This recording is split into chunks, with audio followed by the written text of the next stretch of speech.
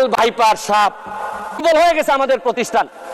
একজন ভদ্রলোককে দুদক ধরতে পারে নাই, একজন ভদ্রলোককে এনবিআর ধরতে পারে নাই, বাংলাদেশ ফাইন্যান্সিয়াল ইন্টেলিজেন্স ইউনিট ধরতে পারে নাই, আর এনবিআর এর মতিউর রহমানকে ধরলে। হ্যালো, আসসালামু আলাইকুম, welcome to my YouTube channel. আপনারা দেখতেছেন বাংলা নিউজ বিডি। তো এবার ব্যারিস্টার সুমন ভাই সংসদে চোখে আঙ্গুল দিয়ে দেখিয়ে দিল দুর্নীতি কোথায় কোথায় হচ্ছে। স্বরাষ্ট্র মন্ত্রণালয় থেকে শুরু করে দুদক এবং এফবিআর বা বাংলাদেশ ইন্টেলিজেন্স কাউকেই ছাড় দিল না, বেনজির আহমেদ পর্যন্ত। আর রাসেল ভাইপার যে সাপটা এসেছে তার জন্য কি বললো সেটাও শুনে যাবেন আপনারা। তো চলেন, আপনাদের বেশি দেরি করবো না, আপনারা ব্যারিস্টার সুমন ভাইয়ের মুখ থেকেই সব কিছু শুনবো আমরা। তো তার আগে বলে নিই, যারা যারা চ্যানেলটিকে সাবস্ক্রাইব করেছেন সবাইকে অসংখ্য অসংখ্য ধন্যবাদ। যারা এখনো সাবস্ক্রাইব করেনি প্লিজ সাবস্ক্রাইব করে পাশে থাকে বেল আইকন বাজিয়ে দেবেন। তো চলেন আমরা শুনে আসি ব্যারিস্টার সুমন ভাই। বাংলাদেশও দেউলিয়া হয়ে যাবে। পাকিস্তান যখন দেউলিয়ার পথে, তখন বলছেন আর একটু সময়ের ব্যাপার। ইন্ডিয়া যখন চাপে পড়ছে বলছেন যে আর সময়ের ব্যাপার। কিন্তু কোনো সময়ই আমাদেরকে অর্থনৈতিকভাবে দাবায় রাখা যায় নাই। কারণ হচ্ছে গিয়ে ইন্ডিয়া, পাকিস্তান, শ্রীলঙ্কা তাদের সম্পদ আমাদের চেয়ে কোনো অংশেই কম ছিল না। তবে একটা জায়গায় ঘাটতি ছিল, এদের জননেত্রী শেখ হাসিনা এদের হাতে ছিল না। মাননীয় স্পিকার, আমি এইটার সাথে সাথে বাজেটের উপর কয়েকটা কথা বলতে চাই যে এই সরকারের কয়েকটা প্রেশার নেওয়া লাগবে। এই প্রেশারটা আমি সাজেশন দিতে চাই মাননীয় স্পিকার। মাননীয় স্পিকার, দেখেন এই বাজেটে ঋণ দিয়ে উন্নয়ন ব্যয় মিটানো হবে। 2.5 লক্ষ কোটি টাকার লোন নেওয়া হবে, 1.5 লক্ষ প্রায় নেওয়া হবে হচ্ছে গিয়ে ব্যাংক থেকে। আমি মাননীয় প্রধানমন্ত্রী থাকলে বলতাম যে এমপি হওয়ার পর একটা গাড়ি কিনছি 1 কোটি টাকা দিয়ে, 50 লক্ষ টাকা লোন নিছি সাউথ ইস্ট ব্যাংক থেকে। এই লোন আর লোনের যে ইন্টারেস্ট, এটার কারণে রাতে ঘুম আসে না। মাননীয় প্রধানমন্ত্রী যে কিভাবে ঘুমাবেন এটা একমাত্র উনি জানেন। প্রায় 2.5 লক্ষ কোটি টাকার ঋণ উনার মাথার উপরে থাকবে সব সময়। আমি আরেকটা জিনিস বলতে চাই মাননীয় স্পিকার, আমাদের বড় চাপ ফরেন রিজার্ভ কমে যাওয়াটা একটা বড় চ্যালেঞ্জ। কারণ হচ্ছে গিয়ে যে বাজেট আপনারা এই সরকার এখানে দিচ্ছেন, আরেকটা বাজেটও আমাদের এই সরকারকে বা এই মাননীয় প্রধানমন্ত্রীকে ব্যর্থ করার জন্য আরেকটা বাজেটও আছে। এই বাজেটের যাতে এই সরকার ব্যর্থ হয় এটার নেতৃত্ব দিচ্ছেন তিনি হচ্ছেন গিয়ে ডক্টর মোহাম্মদ ইউনূস।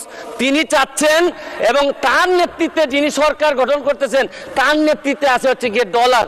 এই ডলার হচ্ছে গিয়ে নেতৃত্বে চাচ্ছে যে আমাদের এই প্রধানমন্ত্রীর এই বাজেট যেন ফেল হোক। আমি আরেকটা জিনিস বলতে চাই, এক্সচেঞ্জ রেট ডেপ্রিসিয়েশন করছেন হচ্ছে গিয়ে রিসেন্টলি আরো 7 টাকা ডলারের সাথে। এক্সচেঞ্জ ডেপ্রিসিয়েশন করার কারণে ব্যালেন্স অফ পেমেন্ট যেটা, এইটা আমাদের মিটানো অনেক বেশি ডিফিকাল্ট হয়ে যাবে। এইটা একটা বড় প্রেশার মাননীয় স্পিকার। মাননীয় স্পিকার, মুদ্রাস্ফীতি আপনি জানেন যে টাকার দাম কমে যাচ্ছে, কমে গিয়ে 9.5% হয়েছে এই গত 20 মাস ধরে।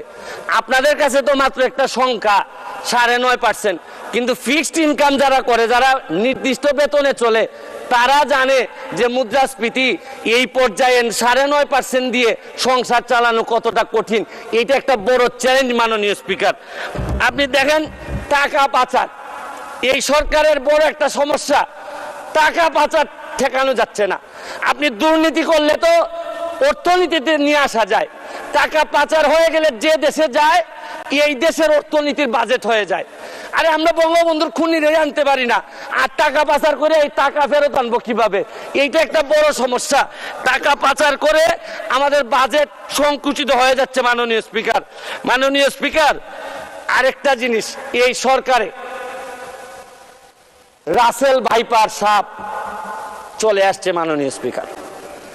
এই সাপ আসার কারণে সরকারে যখন সাপ আসে প্রকৃতিতে বেজি থাকে, এই বেজি করে কি সাপরে নিয়ন্ত্রণ করে। কিন্তু এই সরকারে দেখা যাচ্ছে বিভিন্ন জায়গায় রাসেল ভাইপার আছে কিন্তু বেজি ওই পরিমাণ নাই যে এই সাপরে ধরবে মাননীয় স্পিকার। আপনি দেখেন এই আমাদের প্রতিষ্ঠানগুলা কত দুর্বল হয়ে গেছে। আমাদের প্রতিষ্ঠান একজন ভদ্রলোককে দুদক ধরতে পারে নাই, একজন ভদ্রলোককে এনবিআর ধরতে পারে নাই, বাংলাদেশ ফাইন্যান্সিয়াল ইন্টেলিজেন্স ইউনিট ধরতে পারে নাই, আর এনবিআর এর মতিউর রহমানকে ধরলে একটা ছাগল। ছাগল ছাড়াই এই লোককে তো আপনি আনতেই পারতেন না। ছাগল কাণ্ড হওয়ার কারণে বেনজির কাণ্ড, মাননীয় সাবেক আইজিপি উনি এত বড় হয়ে গেলেন, মন্ত্রণালয় জানলো না, মাননীয় স্বরাষ্ট্রমন্ত্রী জানলেন না। এই বাচ্চাটা এত বড় হয়ে গেল, আর কিছুদিন সুযোগ পাইলে পুরা গোপালগঞ্জ কিনে ফেলতেন এই বেনজির সাহেব। তারপরে এইটার দায় এই মন্ত্রণালয় এড়াইতে পারে না মাননীয় স্পিকার। এখন আপনারা কালো টাকা সাদা করবেন, আমার কোনো অসুবিধা নাই। যদি মনে করেন টাকা রয়ে গেছে, কিছু টাকা জমানো বা বিভিন্ন অলস টাকা রয়ে গেছে, এটারে সাদা করবেন, কোনো অসুবিধা নাই। কিন্তু এই সাদা করার মধ্য দিয়া বেনজির আর মতিউরের টাকাও যদি সাদা হয়ে যায়, আর এদের ভবিষ্যৎ প্রজন্ম উত্তরাধিকার, আদর্শের উত্তরাধিকার যারা, তাদের টাকাও যদি সাদা হয়, তাহলে এই আমি বলতে চাই যে আমি যত বরাদ্দ এই পর্যন্ত পাইছি, আমি হচ্ছে কি এমপি হিসাবে ট্রাস্টি। এই টাকা জনগণের জানার অধিকার আছে। আমি ফেসবুকে দিয়েছি, হয়তো প্রকল্পের জায়গায় টাকা বলছি, কিন্তু টাকার মধ্যে কোনো ব্যবধান ছিল না।